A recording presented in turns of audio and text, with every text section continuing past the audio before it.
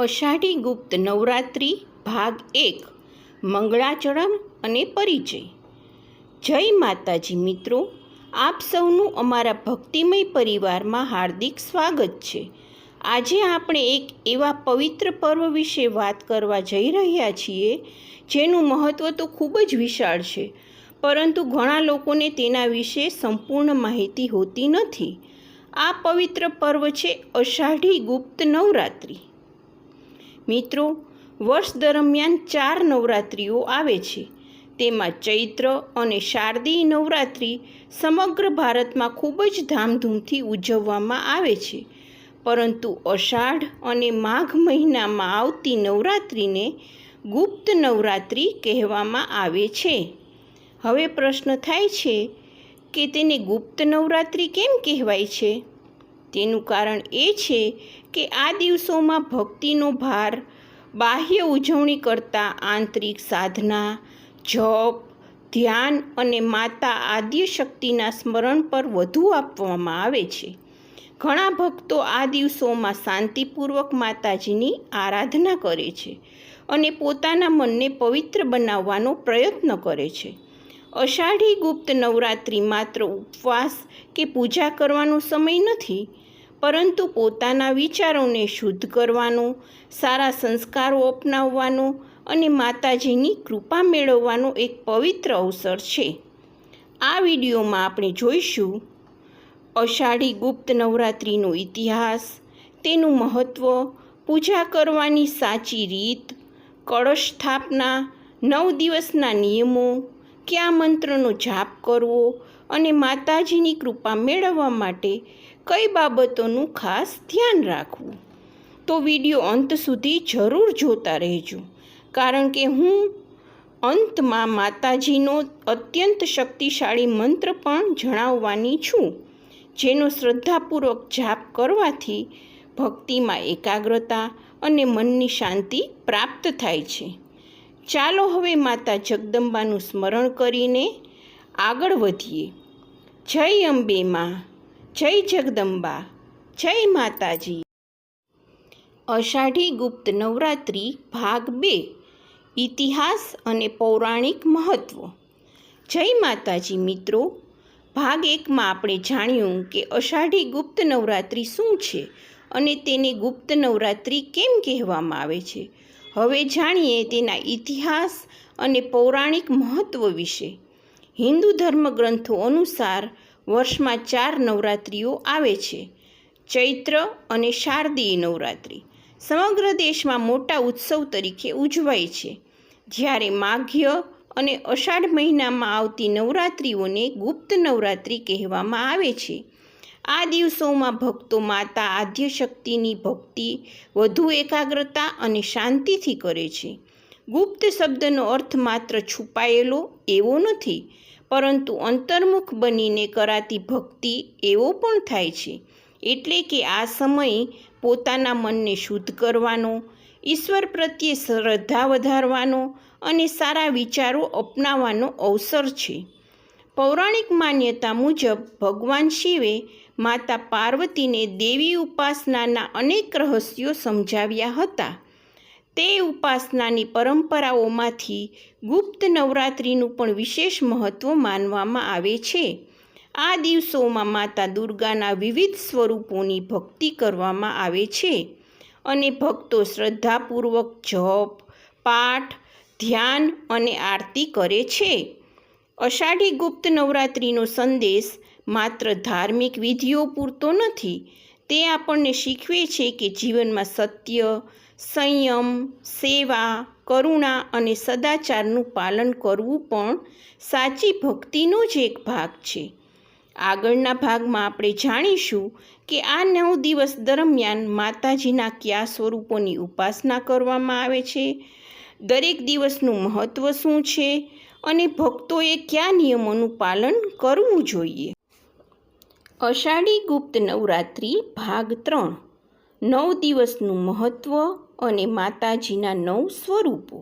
જય માતાજી મિત્રો, ભાગ 2માં આપણે અષાઢી ગુપ્ત નવરાત્રિનો ઇતિહાસ અને પૌરાણિક મહત્ત્વ જાણ્યું. હવે જાણીએ કે આ પવિત્ર 9 દિવસનું વિશેષ મહત્ત્વ શું છે. નવરાત્રિ એટલે માતા આદ્યશક્તિના 9 દિવ્ય સ્વરૂપોની આરાધના કરવાનો પવિત્ર સમય. દરેક દિવસ માતાજીના એક વિશેષ સ્વરૂપને સમર્પિત છે અને દરેક સ્વરૂપ આપણને જીવન માટે એક સુંદર સંદેશ આપે છે. પ્રથમ દિવસ માં શૈલપુત્રી, સ્થિરતા, શ્રદ્ધા અને નવી શરૂઆતનું પ્રતીક. આ દિવસે માતાજીને શુદ્ધ ઘીનો ભોગ અર્પણ કરવામાં આવે છે. બીજો દિવસ માં બ્રહ્મચારિણી, તપ, સંયમ અને ધૈર્યનું સ્વરૂપ. આ દિવસે સાકર અથવા મિશ્રીનો ભોગ શુભ માનવામાં આવે છે. ત્રીજો દિવસ માં ચંદ્રઘંટા, સાહસ, નિર્ભયતા અને શાંતિનું પ્રતીક. દૂધ અથવા દૂધથી બનેલો પ્રસાદ અર્પણ કરી શકાય. ચોથો દિવસ માં કુષ્માંડા, સર્જન શક્તિ અને સકારાત્મક ઉર્જાનું સ્વરૂપ. માલપુઆ અને મીઠો પ્રસાદ અર્પણ કરવાની પરંપરા કેટલાક સ્થળોએ જોવા મળે છે. પાંચમો દિવસ માં સ્કંદ માતા, માતૃત્વ, કરુણા અને આશીર્વાદનું પ્રતીક. છઠ્ઠો દિવસ માં કાત્યાયની, શક્તિ, હિંમત અને ધર્મની રક્ષા માટે પ્રેરણા આપે છે. સાતમો દિવસ માં કાલરાત્રિ, અજ્ઞાન અને ભયનો નાશ કરનાર માતા, ભક્તોને નિર્ભય જીવન જીવવાની પ્રેરણા આપે છે. આઠમો દિવસ માં મહાગૌરી, પવિત્રતા, શાંતિ અને ક્ષમાનું સ્વરૂપ. નવમો દિવસ માં સિદ્ધિદાત્રી, ભક્તોને જ્ઞાન, ભક્તિ અને આધ્યાત્મિક પ્રગતિનો આશીર્વાદ આપનાર માતા. મિત્રો, 9 દિવસ દરમિયાન માતાજીના આ 9 સ્વરૂપોનું સ્મરણ કરીને ભક્તિભાવથી પૂજા કરવાથી મનમાં શાંતિ, સકારાત્મકતા અને ઈશ્વર પ્રત્યેની શ્રદ્ધા વધુ મજબૂત બને છે.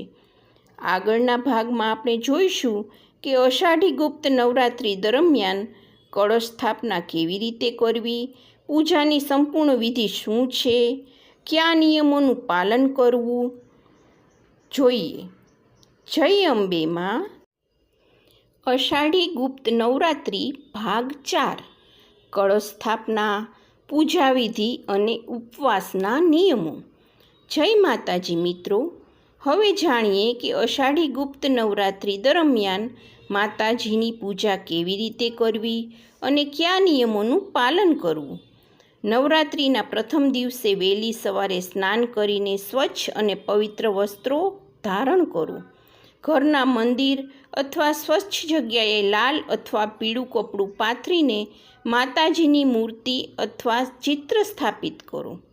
ત્યારબાદ કળશ સ્થાપના કરો. એક સ્વચ્છ કળશમાં શુદ્ધ જળ ભરો.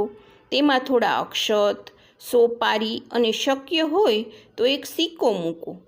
કળશના મુખ પર કેરીના પાન અથવા ઉપલબ્ધ પવિત્ર પાન રાખીને તેના ઉપર નાળિયેર સ્થાપિત કરો. કળશને માતા આદ્યશક્તિના મંગલમય આગમનનું પ્રતીક માનવામાં આવે છે. હવે ઘીનો અથવા તેલનો દીવો પ્રગટાવો અને ધૂપ અર્પણ કરો.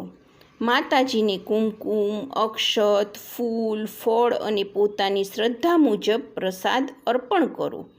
ત્યારબાદ દુર્ગા ચાલીસા, દેવી કવચ અથવા દેવીના સ્તોત્રોનું પાઠ કરો. અંતમાં માતાજીની આરતી કરીને પરિવારના સૌ સભ્યો સાથે આશીર્વાદ મેળવો. જો તમે ઉપવાસ રાખતા હો તો તમારી તબિયતને અનુકૂળ અને જરૂરી હોય તો ડૉક્ટરની સલાહ મુજબ ઉપવાસ કરો.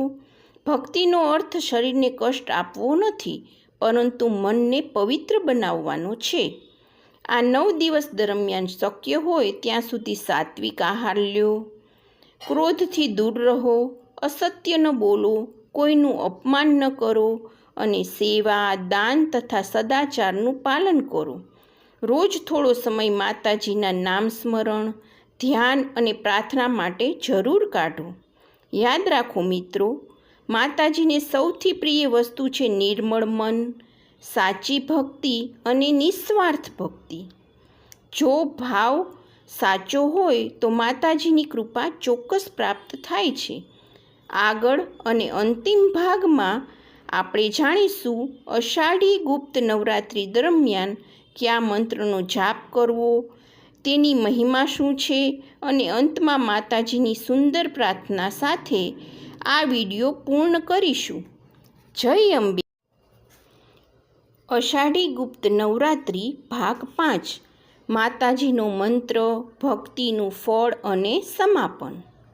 જય માતાજી મિત્રો, હવે આપણે જાણીએ કે અષાઢી ગુપ્ત નવરાત્રિ દરમિયાન કયા મંત્રોનો જાપ કરી શકાય અને ભક્તિનું સાચું મહત્ત્વ શું છે. માતા આદ્યશક્તિનો એક પ્રસિદ્ધ અને શક્તિશાળી મંત્ર છે ઓમ એમ હિમ ક્લીમ ચામુંડાએ વિચ્ચે. આ મંત્રનો જાપ ભક્તિ, શ્રદ્ધા અને એકાગ્ર મનથી કરી શકાય છે. જાપ દરમિયાન મનને શાંત રાખો અને માતાજીના ચરણોમાં પોતાની પ્રાર્થના અર્પણ કરો. સૌથી મહત્ત્વની વાત એ છે કે મંત્રનો જાપ માત્ર સંખ્યામાં નહીં પરંતુ સાચા ભાવથી કરવો જોઈએ. મિત્રો, ગુપ્ત નવરાત્રિ આપણને માત્ર પૂજા કરવાની જ પ્રેરણા આપતી નથી, પરંતુ જીવનને સારા વિચારો, સદાચાર, કરુણા અને સેવા તરફ દોરી જાય છે. માતાજીની સાચી ઉપાસના એ છે કે આપણે પોતાના જીવનમાં સત્ય, પ્રેમ અને દયાનો માર્ગ અપનાવીએ. જો શક્ય હોય તો આ 9 દિવસ દરમિયાન કોઈ જરૂરિયાતમંદ વ્યક્તિને અન્નદાન કરો, પક્ષીઓને દાણા નાખો, ગાયને ચારો ખવડાવો અને કોઈ પણ નિસ્વાર્થ સેવા કરો. આવા સારા કાર્યો પણ ભક્તિનો જ એક ભાગ છે. મિત્રો, માતા જગદંબાની કૃપા હંમેશા પોતાના ભક્તો ઉપર વરસતી રહે છે. ભક્તિ અને સારા કર્મોથી જીવનમાં આત્મવિશ્વાસ, શાંતિ અને સકારાત્મકતા વધે છે. તેથી આ પવિત્ર 9 દિવસને માત્ર એક તહેવાર તરીકે નહીં પરંતુ પોતાના જીવનમાં સારા પરિવર્તન લાવવાની તક તરીકે સ્વીકારીએ. ચાલો અંતમાં સૌ મળીને માતાજીને પ્રાર્થના કરીએ. હે મા જગદંબા, અમારું જીવન સુખ, શાંતિ, આરોગ્ય અને સદ્બુદ્ધિથી ભરપૂર કરજો. અમારા પરિવાર પર તમારી કૃપા હંમેશા જાળવી રાખજો અને અમને સત્ય અને ધર્મના માર્ગ પર ચાલવાની શક્તિ આપજો. જય અંબે માં, જય જગદંબા, જય માતાજી. જો તમને આ વિડીયો પસંદ આવ્યો હોય તો કૃપા કરીને વિડીયોને લાઈક, શેર અને ચેનલને સબસ્ક્રાઈબ જરૂર કરજો. આવી ભક્તિમય અને જ્ઞાનવર્ધક માહિતી માટે અમારી સાથે જોડાયેલા રહો. આભાર. જય